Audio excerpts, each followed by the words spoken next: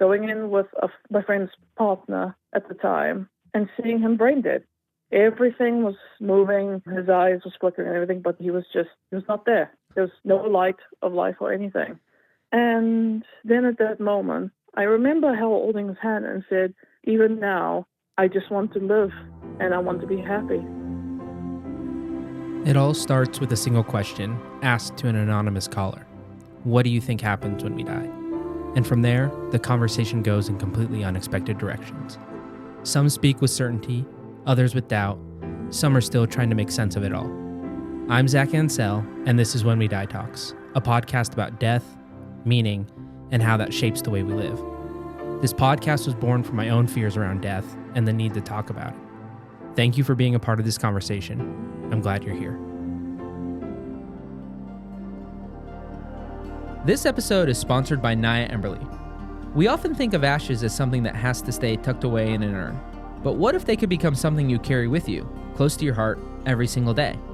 At Naya Emberly, cremains are transformed using a proprietary process into timeless jewelry, pendants and bracelets that hold both beauty and meaning. It's a way to keep your loved one's presence with you, not hidden on a shelf. Because memories aren't meant to gather dust, they're meant to be lived with. Discover more at nayaemberly.ca or ask your local funeral provider for more info. Hey, welcome back or welcome here if this is your first time. We're somehow already at the second to last episode of the year, which feels wild to say out loud. I don't know about you, but December always hits me with that combination of where did the time go and how is there still so much to do before January? There's been a lot of shifting behind the scenes recently, so I wanted to touch on a few things before we get into today's call. The first is the voicemail. When I started this project, the question I asked people was simple. What do you think happens when we die? But as the podcast has grown, the conversations have grown with it. Grief, guilt, fear, hope, questions without answers, unfinished stories, all of it. And keeping the voicemail limited to just that one question started to feel too small for what the project has become. So the voicemail is now open to sharing more. You can share a belief, a question, a moment you can't shake, a story, a fear, a theory, a piece of grief you're carrying, whatever death has touched in your life. It's still anonymous, still just a voicemail, still a place to say the things that most of us never say out loud. And if you want some prompt ideas, there's a carousel in the pinned post on Instagram that will walk you through a few of the places you can start. The second update is about When We Die Talks Plus. I pressed pause on it for now, which means that the Saturday contemplations are free for everyone, past and future. They won't come out every single week, but it's likely that if there's a new episode, there will be a new contemplation. I've honestly loved making them, and it feels good to let more people hear them instead of keeping them behind a paywall. And if you still want to support the show, you can absolutely do that through the support link in the show notes. It genuinely helps keep this project going. And there's also something new I've been building in the background, something connected to this project, but also its own thing. I'm not quite ready to talk about it fully yet, but it's a direction I'm really excited about and one that will help support the podcast in a more sustainable way. I'll hopefully be able to share more in January. Okay, on to this call. Most of the people I talk to answer the question, what do you think happens when we die, fairly early on, which makes sense because that's the format of the podcast. We start with that question and see where it goes. But this caller doesn't do that. Instead, their answer slowly takes shape across the conversation. It unfolds, it builds, and by the time they finally name what they believe, it feels as though you've walked through the entire story that made that belief possible. It's a story that spans a childhood surrounded by death, a strict religious upbringing, experiences of grooming and loss, and moments where death felt closer than life, along with moments that pulled them back towards wanting to stay. It's a call that holds a lot, and I'm incredibly grateful they trusted me with it. I do want to mention that suicide comes up in this conversation. It's not the entire focus of the call, but it is part of their story. So if you're not in the headspace for that today, please feel free to skip this one or come back to it when you're ready. All right, let's get into the call. I hope you enjoy. Hey, how's it going? It is going good, thank you. Awesome. Thank you for bearing with me on that. I don't know. Every now and then I have this little glitch where it doesn't connect. So thanks for bearing with me through the technical difficulties. I'm excited to chat with you. Yeah, that's all good. It happens from time to time. So thanks for understanding. Maybe just right off the top, this obviously could be a much bigger question. So maybe just briefly, you could give me a little bit of an idea of why you even wanted to do a call about death. Well, I think the main thing is because most of my life, especially my childhood, I was just surrounded by death. Okay. I came from South Africa, and you may know that to be one of the, in at least the top 10 categories of dangerous countries. And so when I was younger, that was just how it was, that people would just up and disappear. Relatives would just get shot. Wow. And then you just don't see them anymore. Yeah, that was just how it was. And I thought, when I saw your podcast, I thought maybe it'd be interesting what it would be like to share my experience of death as something that's just always there, even though I'm in New Zealand now. My parents, very thankful to them to bring us to what is a significantly safer country. Yeah. But even then, something very different occurred from childhood to adolescence to adulthood in New Zealand. So I just thought of it as an opportunity to talk about it. That's awesome. I'm super excited to chat with you, and it's just very interesting for me to be reaching out internationally and to be talking to people who have had different experiences, because I didn't grow up in South Africa. I didn't have a lot of death around me, and so I'm very curious to hear more about that and to hear your story. But before we kind of get into the bulk of the conversation, maybe we can get to know you just a little bit, obviously keeping the anonymity and everything. So maybe you can give me an idea. You already mentioned New Zealand. So maybe what part of New Zealand, maybe? And then your favorite book and why. Oh, okay. So I live just a little ways out from Wellington, which is the capital of New Zealand. Okay. And so it's about, half an hour out from the capital. Yeah. I'm sure it's beautiful. And let's see, oh, absolutely. I feel like that's my perception of New Zealand, is it just gorgeous. Oh, absolutely. We're just at the bottom of the rural area, so there's a lot of green bush still around, and just around the corner you can actually go up into the hills where the protected bush is, and it's gorgeous over there. Oh, I'm jealous. And let's see, my favorite book. I'm quite a graphic novel reader, a lot of the things of it, but I also read books. There's the one that I keep referring to. I don't even know if I can call it a favorite, if it's one that I've read and then will never pick up again in my life. It's a manga that's called Blood on the Tracks, and it just opened up for me what's the possibility of seeing the world from the perspective of a mother who doesn't know what she wants for her children, and through that just makes decisions out of the womb. It's from the point of view of the child, of living with that kind of mother.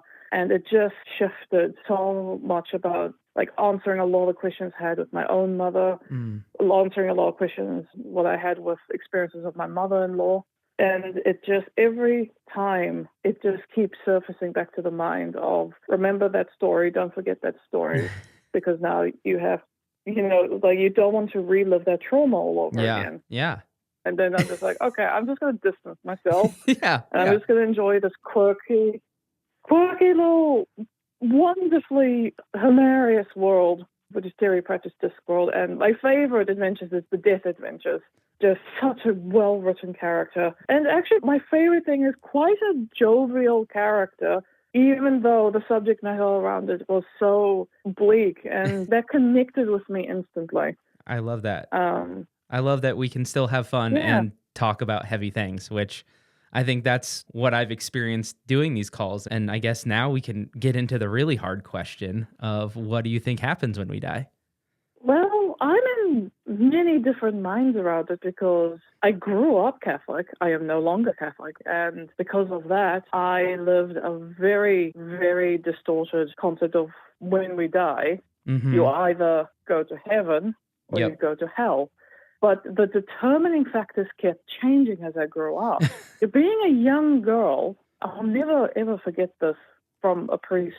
I was around 6 years old, coming up to 7, and I was informed that if you explore your body in any way, that is the same as committing a murder, and you will go to hell for it. Wow, that is quite the lesson to be told at such a young age. This is an old-ass man in robes of course, informing a literal child who just wanted to go and play on the swings again. It was just so weird because we were all rounded up in Sunday school, and then we had to have that old talk about the 10 Commandments, and one of them was the one where you can't lay with someone else's wife, and how that connects to masturbation, equaling that, and then that equals murder, and that stuck with me. Yeah. To Clearly. the point Yeah. where I thought, oh, well, I'm definitely going to hell because I didn't even know I was doing a bad thing. Yeah. And that mindset completely just destroyed me from adolescence into young adulthood. And in terms of when we die, I mean, I've lost a lot of people in my life. I'm happy to say I am 33 years old, and the amount of people I've lost in my life, I really shouldn't have. Yeah. And the worst thing was, especially when I was younger, we weren't allowed to talk about it. That was I still remember my grandmother's funeral and actually seeing my grandmother and just being told that she's just asleep in the arms of the Lord. And I had no idea what it meant because I thought she was going to wake up, if I saw her again. And where we go for me now, I don't quite believe that there is nothing. I'm definitely not a atheist where when we die, that's it. But there's too many signs in our living space that there is something beyond, but I very, very, very do not believe that it's not the Catholic Christian of we go to heaven when we are good people in life, and if you're bad, you go to hell, because that dramatically changed the definitions of good and bad over the hundreds of thousands of years we've been alive. Yeah. When the rules are constantly changing, that makes it really hard. I mean, just to give an idea, in the ladder of society, especially with where I'm living in New Zealand, I am in the bottom rung of being an immigrant, of being a person of color, of being non-binary and queer. So I fall into all of those things that if I was still in the Catholic faith would just immediately put me into hell. Having done nothing, just by merely existing. Yeah. Because growing up a female, we were informed that as Eve took the bite of the apple, it's all our fault. Every bad thing in the world is because of a woman. And so I grew up thinking, well, I was obviously born in the wrong body because why do I have to suffer when all the guys around me don't have to? Yeah. I'm kind of treated like the enemy right out of the gate, and I didn't do anything. Yeah, I can totally understand how that would not feel fair. I mean, it's incredibly unfair. I'm so sorry you had to go through that. Oh, I appreciate that. Thank you. Because all of this builds up to the resonating belief that I have now. Because through, of course, coming out from Catholicism, just finding my own way and having relentlessly overbearing Christian parents, to the point where they were so worried about my soul, and I kid you not, I had an exorcism performed on me. That was a thing that happened in my life. You've been through it. You have been through it. Oh my gosh. So they genuinely believed that my teenage rebellion, my thoughts about why can't I date anyone? Why can't I go see my friends? Why can't I, all of that, because they wanted to keep me as nice and polite and pure a Christian girl as possible. And I ran away from home. I started exploring, what is beyond the Catholic Christian faith. And of course, that resulted in me being splashed with holy water and being told that this means that there's a chance for me to not go to hell. I'm just like, oh, okay. Cool. Thanks. Noted. And then it was at that point I resigned to myself of, you know what, if I'm going to hell anyway, I'm just going to do what I want. Yeah. I'm going to live my life. And unfortunately, and it all sounds horrifyingly damaged, but when I was just exiting high school, so I was still 16, 17, I met a 20-plus-year-old guy who promised that he could take me out of this situation and I get to live the life that I want. So I got engaged when I was 17. Wow. And unfortunately, that particular age gap of being 21 and 17, where it's going to go. Yeah. And the moment I turned 18, left home, lived in a shitty, flatting situation that I had absolutely no comprehension about, got dragged up and down the country and just trying to follow work, trying to figure out, okay, we've been engaged, when are we getting married? And having that being put off and put off. Yeah. And then finding myself in a circle of older men and being like, okay, what's going on here? And having them all say that they love me and they care about me. And of course, Yeah. the rough childhood I had, that was exactly what I wanted. Yeah. I will not go into too much detail from there because out from that, talking to a therapist informed me that that was groomed and used by these men, basically. And that absolutely sucked. Yeah. Because from there, I struggled with my mental health. And my thoughts on death was very romanticized. I hurt myself a lot. I was hospitalized a few times. Luckily, not out of injury, but out of just, I've got a plan. I'm going to be doing it. Yeah. I need to go and get some help, sort of thing. Yeah. Because I believe that death, even if there was nothing, even if it all just ended, at least it ended. Yeah. There was no more pain, no more anything. It was better than what you had, which, again, I'm so sorry that you have been through so much. And it's all just to accommodate of like my belief in it, because I felt death was the only escape. Whether that meant I went to hell, whether there was nothing, I just didn't care. Yeah. And the only reason I just kept holding on is because I called lifelines, I called helplines, and I had somebody go, hey, stick around just a little bit longer. Trust me on that. It's going to get better.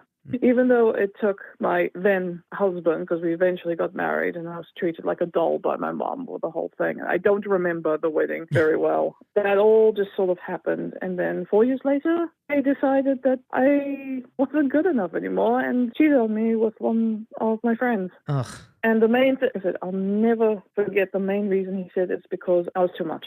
I was too messed up. He couldn't take the way that I would talk. And you know what? These would all be valid if it didn't result in him deciding, well, I'm just going to go off and be with somebody else in an intimate level as a girlfriend. Yeah. Like, because of course I sought help. Yeah. I can tell you now, the mental health system back in the 2000s sucked. It just absolutely just sucked. They gave me medication they really shouldn't have put me on that made me so much worse. And then they retrialed me again, and then I ended up at the hospital again, and then I was just informed that I have a pretty good life. I should just be okay.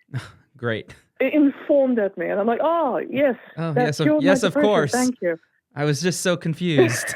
Thank you for telling me this. Now I've seen the light, and yes, I will. Yeah, thank you. Thank you for making me aware. I mean, the one thing that I'll say here that's interesting is I think in the States we have, I don't want to necessarily say everybody, but I kind of have this perception that it's really fucked up here, like the medical system and the mental health system. And so I kind of imagine that everywhere is better. And so it's tragic to hear that, nope, it wasn't better there either. The main difference here, I think, between the US and New Zealand is I didn't have to pay. Touche. The quality is the same. Touche. But I didn't have to spend money on it. Yeah, okay. So marginally better, but yeah, it's still not really solving the problems, or actually not even attempting to solve the problems. It's like you got your arm cut off, and it's like, yep, here's a Band-Aid. That should fix it. Yeah, that's wild. The worst bit of the end of that was everyone in that friend circle, with the older guys and their partners and whatever, they all turned on me and said, it is my fault I got cheated on. The fact that I was just such a wet blanket, depressed so-and-so who just couldn't deal with life. And so they all sided with him, saying like they're glad that he has someone who makes him happy. Ugh. And I did not realize at the time just how fucking toxic that was. Yeah, I'm glad that you got out. And so then, I'm glad, because eventually I did make a decision on my own, which is right. I'm just going to be alone. Yeah. I made sure, because he wanted to divorce me. That was, I don't know, I think that's really funny. The whole divorce decision was actually on him, because he wanted to marry this new girlfriend. And I was like, you know what? Go for it. I'm not paying for the divorce. Yeah. You can pay full money for that. Yep. And then I spent a lot of time. I spent an entire year just on my own. And that's during the time I realized just how familiar with being okay to die I was. Because during that time, even with all that other turmoil going on, I lost a friend to suicide. I will never forget what, in my mind's eye, what it looked like going in with my friend's partner at the time and seeing him brain dead. Everything was moving, his eyes were flickering and everything, but he was not there. Ugh. There was no light of life or anything.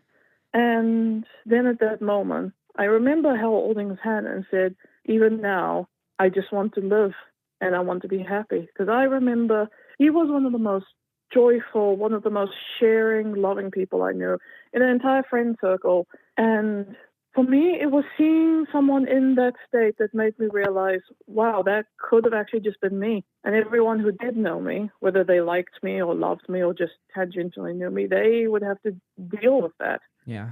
So all I would be doing, to say in the atheist sort of way, me going into the void, into the nothingness, but leaving all of the rest of me behind for everyone to pick up. Yeah, like the wake of it. Yeah. And when the person is suicidal and alive, you don't tell them that. Because I had that talk. I had people say, hey, if you die, you're actually just hurting everyone else. Yeah.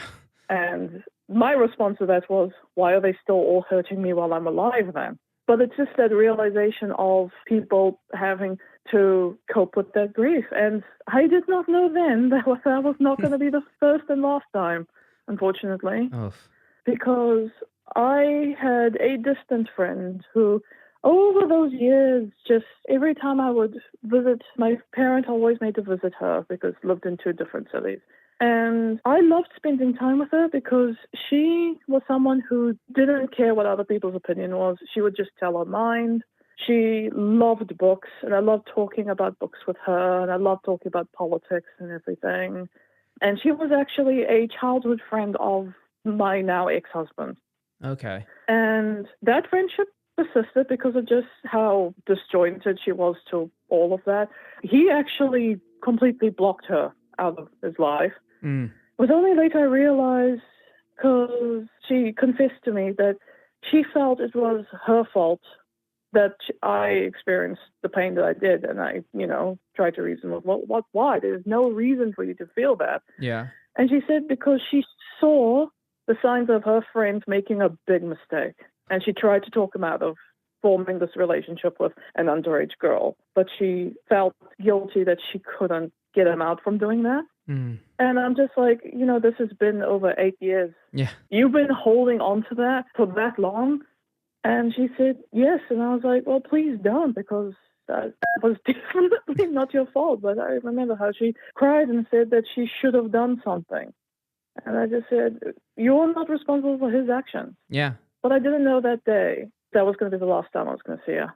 Gosh, you have, man. Yeah. And it turned out that she was actually really, really sick. She was suffering from early onset dementia. Oh, wow. And I had no idea. She was in her late 40s, but it was something that she described to me her mother had, where it happened rapidly quite early in life. But she did not share with me any of what she was going through until it was too late. It was revealed that I was actually the last person to see her alive. Oh, wow. And the thing, she organized a coffee date. She then confessed to me all these feelings. And even then, I didn't know about any of their finality. Yeah, because it's impossible to know, right? The whole thing, yeah. And we left on such a good note. And I've made that a thing with myself ever since with the first time I lost a friend, which is no matter how angry, upset with anyone I am, I always tell them, I love you, I care about you. Goodbye as I leave, because you never know. Yeah. You never know that'll be the last time. Yeah, for a million reasons, right? You never know. And so from there, my relationship with the concept of death just changed. Suddenly I started feeling that I don't want to die. And it was weird because there was a very strange, horrible comfort in knowing that all of this is temporary. The debts you have to go through, the financial crisis, the job that you hate working at, that at the end you're just going to off yourself, so what's the point? Then feeling actually, no, I don't want to die, and really fully feeling that suddenly you're afraid. You need to take care of yourself. Yeah. You realize you need to not work yourself to death, that you actually have responsibilities, and you've got to do that. You've got to live. Yeah. The reason I even got to experience that is because 1 year later of everything, I tried dating. It didn't really work out. And I just basically just swore off relationships or anything.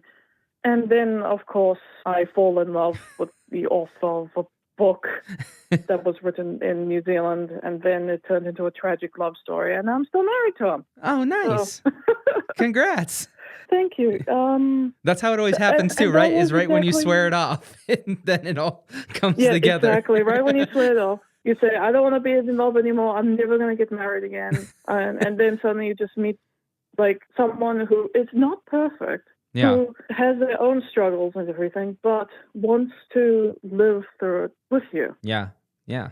After all Yeah. that you've told me so far, my heart is so full because it's been so tragic. All this loss and just everything has been so, it's just hard to hear that someone went through so much. It makes me so happy for you to say that then you found this person that you're with and you love them so much. Sorry, I didn't mean to interject. It just makes me happy. Oh, no, that's okay. Yeah, and I realized sometime later that when I was younger, when I was on the phone with the person on the lifeline, that's what that person meant. It gets better. Yeah. You just have to cling on and you just have to just persevere, basically. Going back into finding my own faith, Yeah. because ex-husband was a huge atheist, very anti-God, wanted me out of the whole God thing. But the thought of it being And nothing that actually was kind of scared me part of the more. appeal, right? At the beginning was this is Yeah. a way out of this thing that is not working for me at all. So yeah, I get that. It makes sense that it's like there is that pull there. It's like, sweet, this is my way out of this. It's just a swing complete 180 into something else that was difficult and challenging and traumatic in other ways. Basically. Yeah. Yeah. And so what I believe going into my own, figuring out my own belief system is religion is just not a thing for me. I do not like the concept of religion. It makes too much sense of things that we can't actually fully comprehend. And it seems very, I mean, it's just the evidence of it. It seems very geared towards the white patriarchy being on top of everything, just going to native lands and taking whatever thing. Shocking. So, and I'm just kind of like, you know what? No. Yeah. Not into that. Yeah, totally. And so I started exploring spirituality, just the idea of just faith. Yeah. In something. Yeah. I can't remember what's the word for it. Is it agnostic? Sort of I would say vague belief that there is something. Yeah, I think agnostic is, and maybe I'm wrong too, but I feel like agnostic is like not necessarily like there is no God, there is no nothing. I think it's just kind of like I'm uncertain. I don't necessarily know, but I'm not necessarily like hardcore there's nothing. I think that's agnostic. I think that's what I would define myself as. Maybe I've been defining myself the wrong way, which would not be a shocker, but that's kind of how I see it. Yeah. Yeah, because, I mean, here's a very hot take. To me, atheism is the religion of logic. Yeah, it's basically. Yeah. It acts like a religion. So yeah, I would say it has ties to what I would call like the Church of Science. I think you're spot on. It's very tied to science and kind of facts and figures. What's really interesting is one of my education branches of education was very science linked. But the people I looked up to, there was a lot of scientists who brought a lot of poetic and romanticizing, like space and the oceans, and they use such beautiful language that invoked a lot more of like the artistry of science. Yeah. And I realized that a lot of people who are very much on the atheism thing, that they don't have a creative bone in their body in that regard. And it's this understanding that, yes, science is a belief system that works for us because we can prove whatever thing that we need to do repeatedly over and over again. But that does not mean anything to do with the supernatural or, many of them may have a scientific explanation. Yeah. But then some of them simply may not, because the scientific evaluation has to meet a criteria, and repetition, can you replicate it in certain conditions? Yeah. Well, because you got to believe in something. Yeah, totally. Because right now, what I'm seeing, and I'm seeing it with my younger sisters, part of the Gen Z generation, they do not have anything to believe in. Yeah. There's no hopefulness. Yeah. All they see is the generations before them having completely failed. Yeah. And there's the millennials who, are trying to... We're trying to make those changes. Like, we were the generation about peace on earth. We've got to get greener. We got to stop global. We were that. And then for some reason, we got older and then we were like, right, yeah, that system that we tried to educate you with, ignore all of that, go back to being part of the cogs in the machine. Yeah, the machine is very smart. No. It's very good at getting you to be a cog. I guess maybe I shouldn't say it's smart, but it's very good at making people cogs and continuing to be cogs. It's very, very dialed at that. Yeah, and so from there, the belief that I've nurtured for myself actually comes from, even though in scientific terms it's been disproven, the Carl Jungian beliefs around dreams and id and all of that. Yeah. A lot of what because it's an instinctual feeling of, even if it wasn't scientific anymore, they started it. All of those psychology people actually going into the psyche of what makes human nature and everything, whether the interpretations were correct or not, they clung on to something that now we are only finally starting to really pour ourselves into, which is why we have talk of neurodivergence and autism and all that. Like, it stems from that. And one of the very romanticized beliefs I have is the idea of subconscious and the deep consciousness and everything. Love this stuff. And I, myself, believe that we can get to a near-death state when we sleep. There is, and very, very recently, I've gone under general anesthetic very recently for the first time in my life. And all that did was prove how I feel in that belief. Because when we dream, especially the kind of dreams I've had, we go into a space where if it's meant to be just nonsense or processing or anything, why is it that there are people who I've never met before who act completely like actual people that may have lived in history? Why is it that and even with the really out there dreams, like, I don't know, suddenly in your dream you're a slug and you're being eaten by a bird, but you're also not the slug at the same time. Like, why do we experience that? If it's all just meant to be garbled nonsense, why has that captured humanity's imagination for so long? Yeah. And so my belief of what happens when we die is we join the great unconsciousness. There is an energy. We basically just become energy again. Even in the scientific way of, we are literally just electric things going between tissue in the head that has the thought that we find pizza delicious. You know, pizza is delicious. Let's be clear. That is a fact. Exactly, but we are. I came across it on the internet. We are meat mix powered by electrical currents that occur in our brain that has us have thoughts that we are aware of being. And so I believe when we die, all of that knowledge and everything goes into that great subconsciousness, which we can pick up from when we go back to sleep. Because one of the things I was very curious about is the idea of, why do we call it eternal slumber? And this then circles back to what I was told when I was a child, which is, oh, don't worry, grandma's just sleeping in the arms of the Lord. And from that very early link, the idea of, we need to sleep, we need to rest.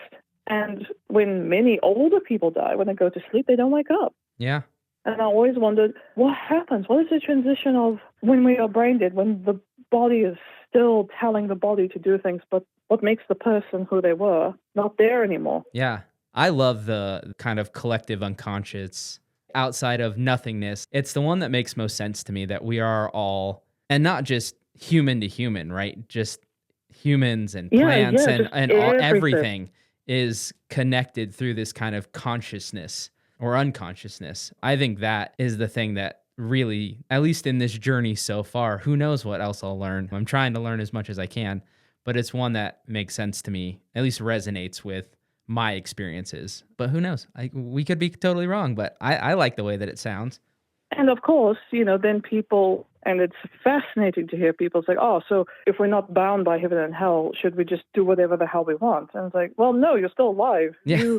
There's still consequences. If there are still consequences, we have made sure as a society that there will still be consequences. Yeah. And even outside of society, right? Like, if you go do something stupid, like, hey, you could lose an arm. That's a consequence that's not like society. It's like, oh yeah, I did whatever I wanted. And there are things that still hold this together. That is an interesting argument. I love that one. Because my morals for Yeah. the life that I live, it's not based around Catholicism, Christianity, religion. My morals are on the fact that I am alive right now. This is all I have. Every day that I wake up could be my last. Yep. What do I want to do with that time? Yeah. And even though for many people, they're very, and I've come across this, especially in the wider scope of social media, many people get very scared around the idea of, oh, that's so pessimistic. How could you just live your life like each day you're thinking that you might die or anything? And my thought is, well, because it puts it into perspective. Yeah. It just gives a closer to you, like, do you want people who may live longer than you remember you as a good person, remember you as a kind person? Yeah. Do you want to make those connections with people that if something were to happen, you'd have people who would miss you? Yeah. But there are so many. Oh, continue. I was going to say, I'm so much on the same boat of there's so many people that think what I'm doing with this is, oh, it's so morbid, it's so depressing. And I've found so many byproducts of facing this fear of mine, positive byproducts of being less afraid to live my life and take risks. And if it doesn't work out, okay, well, that's okay. At least I tried, I did it, and no harm, no foul, like no big deal. And kind of like you're talking about, I've noticed more and more recently is this intense gratitude for things that I probably would just kind of take for granted. Very small things where when you put in the perspective that this is finite, I say this to people all the time and I think it freaks them out. I'm 38, so there's a very good chance that I probably live for a while longer, but there's no guarantees. And so I often am like, yep, I could get hit by a car on the way home, and people freak out by that, but it's true. You don't know, or I could get diagnosed with something, or there's a million things that could happen. And there's probabilities of the likelihood of those things happening, which are low, but you don't know. And so by looking at life and not just having the waking up and saying, oh, it could be my last, just kind of having that, like, we all know we're going to die. I think everybody knows they're going to die, but I don't think very many people actually take it to heart. And so from you, I'm getting, you actually wake up and say, this could be my last. And you appreciate that. And you're grateful because you get this day. It's not depressing. It's not morbid. It's not pessimistic. It's quite honestly the exact opposite of all of those things, which is so surprising. One thing I know is you've done your share. You've gotten the shit end of enough. Like, let the good times roll. Like, it's time for that. I don't really have any sway over the universe or anything, but that's my personal opinion is you've done your time. And we don't need any more scares or any more tragedy or trauma. You deserve a good, easy life. Oh, I'm very thankful for that. I really appreciate that. I wish I could wish I could help with it, but yeah. Well, one thing I could definitely say is being given this opportunity has definitely helped with that. I'm glad. Like, please understand, I am extremely grateful to be able to voice these sorts of things because it's the kind of things that we need to hear. We are so overexposed to the death of hundreds of thousands of catastrophe that it's become so abstracted to us that we don't know how to deal with it when it hits close to home. Yeah, absolutely. And being able to understand that you will grieve. You will hurt. Yeah, it's part of life. And it will. And whether your faith in religion is that, you can think hopefulness that grandma's in heaven and you think, the bad people on hell. If that helps you process life, that's fine. Yeah. As long as you don't try and basically make everybody else's lives shittier by telling them they're all going to hell. Because I think that's awful. That should not be a thing. Yeah. But just being kind, and especially in your moments when you feel very emotionally like, oh, this person's being an asshole to me and everything, just stepping away from that very visceral emotion and going, hey, maybe they're going through shit. Yeah, you have no idea. Maybe this is not a personal thing. You have no idea. And very likely it's not a personal thing. I think we tend to think it is, but I think a very large majority of the time, it's nothing personal. It's so many other things. And so it's just living knowing that the impression that you want to leave with people is that you care. Yeah. But also not going too far to that extent, because I am highly empathetic. I can overextend. I have been taken advantage of by many people. They see someone who's very kind, Yeah. and so they just want to keep taking and taking until, they just want to leech off. I've had so many people through my life to do that. And so it's also about going, hey, I need to protect myself too. Yeah. Going back to the belief around living your life as if that's all you're going to get to experience, because if you die, you either retain your memories or you don't. You just disperse into the energy and come back as something else. Yeah. If reincarnation is one of the belief things and everything. But when I was in the operating room and they put me under general anesthetic, it was the first time I truly felt suspended between life and death. What I didn't know was at some point during the operation, I just stopped breathing. Whoa. It turns out I might actually suffer from sleep apnea. That's probably a good place for them to find out that you might have it. Yes. And I have a memory of what it was. I was suspended in complete darkness. This place where I could feel my body on the table. I was in my body still. It was all darkness, and I was just in a fixed point in time, and that was it. This was the in-between. And it's a place that in my dreams I've visited many times. I've known it as the in-between. And for many people, usually they're like, oh, it lasts a few seconds, and then you're back. It felt like hours. The operation was actually just 15 minutes. I felt like I was in that space for hours. Oh, that's wild. I've never had that experience before. And then as I was waking up, I had a nurse sit with me, reminding me to breathe, because I just wasn't. And so I was just like, oh, okay, that's very weird. And from there, I realized just like how in those very vulnerable positions that you're put into for operations and things, you're way closer to it than you can imagine. Yeah. Yeah, that's very true. Because before the operation, I finally got around to doing my will. I met up with some friends and had a good time with them, because even though 99.99% of it would be successful, there's always that one chance, because it's my first time going under general. Yeah. Yeah, you never know. I may not wake up. Yeah. And afterwards, they informed me, I stopped breathing. So, something did happen, but they were able to rouse me out of it. Which is good. I'm so glad that they were able to. Exactly, because nothing went into the red or anything. It was just unexpected for them, because there was no record of it. Yeah. Of course. And so it's something they delightfully discovered and said, you should maybe talk to someone about that. Delightfully discovered. I like that. Exactly. And so just knowing that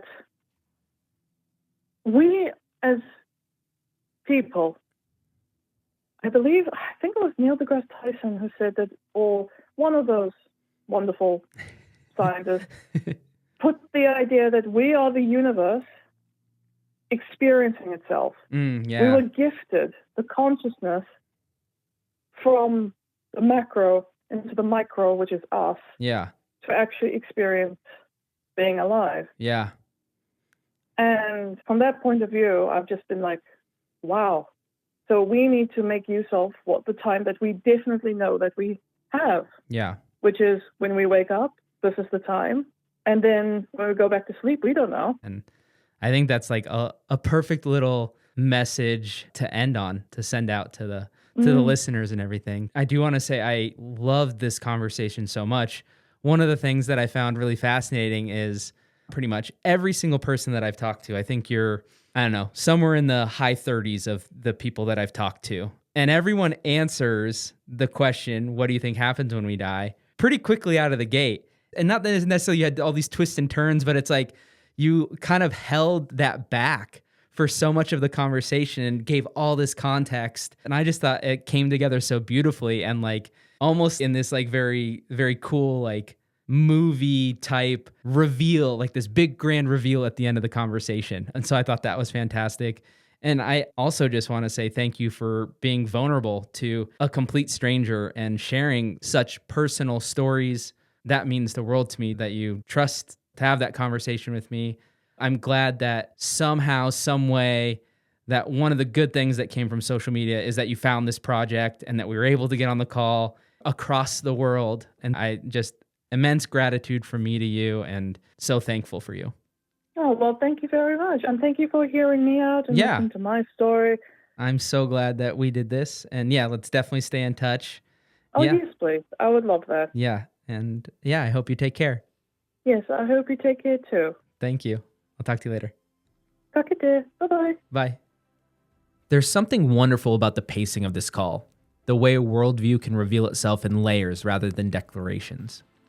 It reminds me that most of us arrive at our beliefs the long way around, through loss, through questions we didn't ask for, through moments where we weren't sure we'd stay. And hearing someone trace that path out loud feels rare. I'm really grateful they were willing to share it with me and with you. Thanks for listening to this episode of When We Die Talks. These conversations don't offer answers, but they do open space. Space to reflect, to feel less alone, and maybe to see things a little bit differently than before.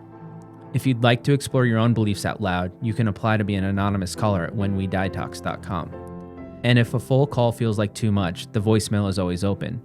Leave a message at 971-328-0864 and share whatever death has stirred in your life. Listener support truly helps keep this project going. If you'd like to support the podcast, you'll find a link in the show notes. And as always, please like, share, and follow. Every bit makes a difference. Until next time, have a good life. Hi. So I'm not really good at these types of things. And I guess by these types of things, I just mean talking on a whim about deep feelings and stuff. I do know that the longer I'm alive and the longer I continue to make mistakes or don't necessarily move forward in life, or let my own anxieties hold me back, the more I fear of what happens after we die. Because I don't want this life to feel like it was wasted. And while I'm not really sure if what I'm saying pertains to what happens after we die, I wanted to take a minute to at least try and tell anyone that if they are struggling with something, or if they just feel like they're living in some type of empty void, to keep pushing forward. And I know that's easier said than done, but even if it's just a blanket of nothing after we die, I don't want to leave this earth, and I don't want anyone else to ever leave knowing that you could have done more, or, that you basically just lived to be an anxious little shit the entire time. I'm sorry, I know I'm probably not supposed to cuss, and I'm trying to hurry so I don't go over the 3 minutes. And I know this is probably not all that insightful, but that's just kind of my take on it, that if you are fearing death or what happens afterwards, try and stay present in the moment, in that you matter. And I love you. And yeah, that's it. Okay, bye-bye.